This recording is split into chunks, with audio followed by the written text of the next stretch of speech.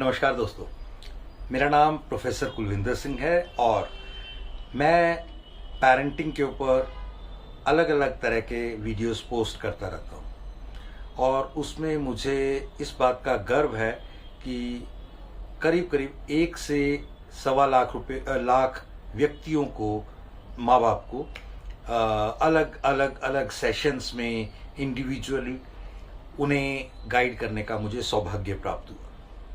क्योंकि मैं खुद भी एक पिता हूँ, तो उस कारण से बहुत सारी चीज़ें समय समय पर सीखी। कुछ चीज़ें हम 2 घंटे की क्लास में करते हैं, उनमें से कुछ पॉइंट्स मैं हर बार बता करके आपको पूरे वो 2 घंटे के जिस्ट, उसका जो निचोड़, उसमें तो हम बहुत तरीके से एग्जाम्पल्स, लाइव और बहुत सारी चीज़ें करते हैं, लेकिन यहाँ पर मैं वो सब चीज़ें नहीं कर पाऊँगा। सिर्फ आपको पेरेंटिंग का बेसिक्स बताने का प्रयास करूँगा। अगर आपसे कोई कहे पेरेंटिंग में कि आपके लिए आपकी प्रायोरिटी में 3 चीज़ें दी जाएं, एक आपका बच्चा, दूसरा उसके साथ रहना और तीसरा उसकी सफलता।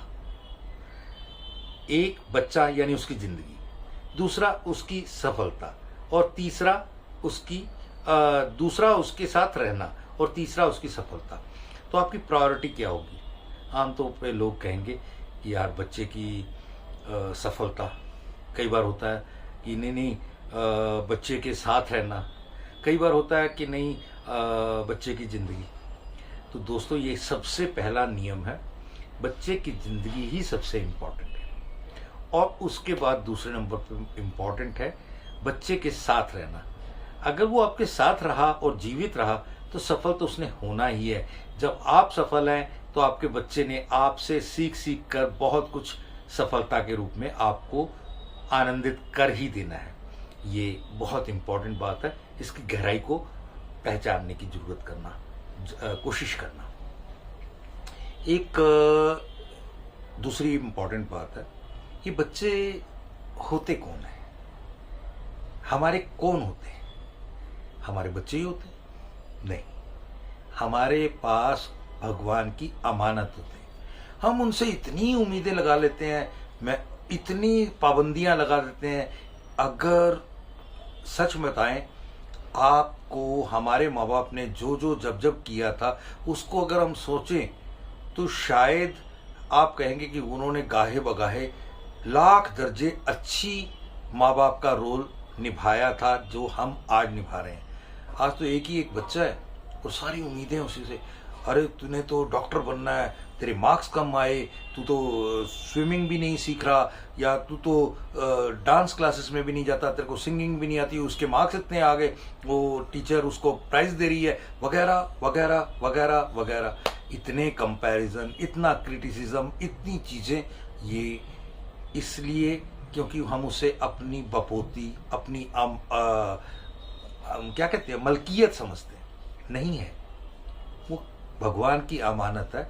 अमानत में खयानत नहीं करना, उस अमानत को बहुत अच्छे से पालना है, बस अच्छा बनाना है, बस इससे ज़्यादा कुछ नहीं।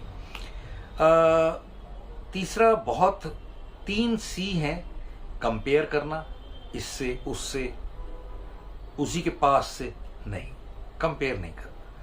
भगवान ने कभी कंपेयर किया? आप गुरुद्वारे, मंदिर, मस्जिद, चर्च जहाँ भी जाते हैं कि भाई वो शर्मा जी आए थे, तू तो शर्मा जी के मुकाबले में बिल्कुल कुछ नहीं है, वो तो फूल भी चढ़ाते हैं और पाठ भी करते हैं और ये भी और वो। भगवान नहीं कहता कोई कंपेयर, मेरे लिए सारे बच्चे बराबर। तो आपके पास तो 1 या 2 ही हैं और उनका भी आप कंपैरिजन उन्हीं के साथ या दूसरों के साथ करते हैं।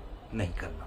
क्रिटिसाइज करना, उनको किसी भी तरीके से आप किसी तरीके से किसी दूसरे के साथ कंपेयर ना करें, उसका कोई क्रिटिसिज्म ना करें, उसकी निंदा ना करें, अप्रिशिएट करें, एक्सेप्ट करें और उनके साथ खुश रहें।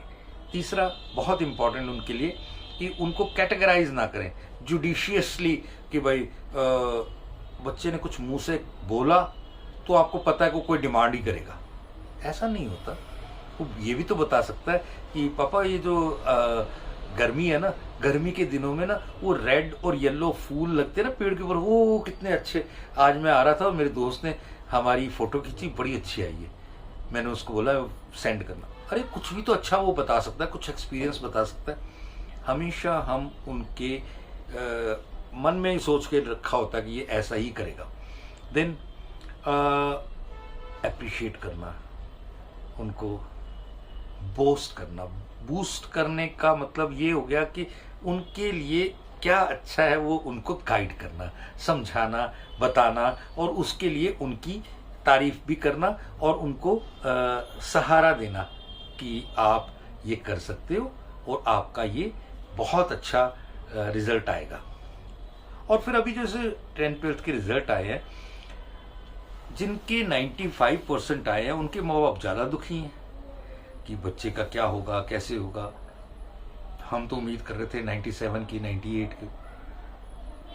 मार्क्स ही अगर क्राइटेरिया होता तो जितने बड़े अमीर, ऊंचे और अच्छे लोग हैं वो सारे के सारे मार्क्स के मामले में बहुत अच्छे होते। आप देख लो, कोई भी नहीं है, मैक्सिमम नहीं है। पिछले दिनों मैंने एक डाटा पढ़ा तो हैरान रह गया मैं कि जितने इस समय दुनिया के महानतम सीईओज हैं डिफरेंट मल्टीनेशनल कंपनीज के टॉप में, चाहे वो गूगल में, इधर उधर, वो सारे के सारे गवर्नमेंट स्कूल्स या नॉर्मल स्कूल्स में पढ़ करके और नॉर्मल तरीके से पढ़ाई करके, बहुत ज़्यादा कोई उनमें से टॉपर्स वगैरह नहीं रहा, लेकिन वो धीरे धीरे अपने आप को ग्रो करते करते इतनी ऊंचाई तक लेके गए। आज 80% वर्ल्ड इकोनॉमी को चलाने वाली कंपनीज की जो सीईओज हैं इंडिया से गए। तो उसका कारण था कि पहले हमारी स्टडीज के सिस्टम्स बहुत अलग थे, बहुत अच्छे थे, बहुत बेहतरीन थे। अब उनका उतना असर नहीं रह गया, पतन होना शुरू हो गया। उन चीज़ों को हमने थोड़ा सा संभालना है, बच्चे के ऊपर बहुत ज़्यादा बोझ नहीं डालना। देन उसके बाद एक बहुत इम्पॉर्टेंट चीज़ है कि डिसेंसी हो। डिसेंसी मतलब हमें बताने में भी और उन्हें सुनने में भी गैप ना हो।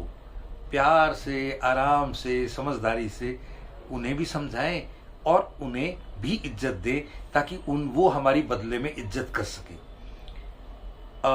जबरदस्ती करेंगे तो जबरदस्ती ना तो वो हमारी इज्जत करेंगे, ना ही हमारे को अंडरस्टैंड करेंगे।